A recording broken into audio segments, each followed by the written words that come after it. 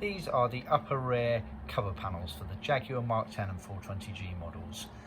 They are cut in hardboard on our CNC machine, and they are layered up on one edge there, as you can see. Then they are trimmed all the way around.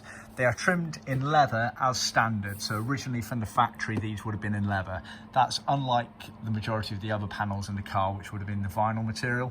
And the reason for that being that these are directly on show with the rear seats.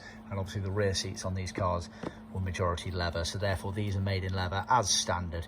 We can make them in vinyl if you want, but we wouldn't recommend it. Like I say, originally they were leather, and they're most suitably made in leather as original. They're situated, it's kind of hard to describe. The rear door kind of closes on them, and they're directly next to the rear seat. So if you were sat in the back, the rear seats, and you looked to the outside of the car where the rear doors were, you would see these panels. The door might have to be slightly open to see them. So they're not the most obvious unless you're looking for them.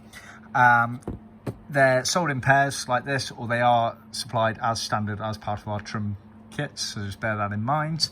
These have been done obviously in leather for OEM spec, and they've been done in our Matador red leather, which has the smooth finish on it, as you can see there. We can also offer grain, so see our website for more details.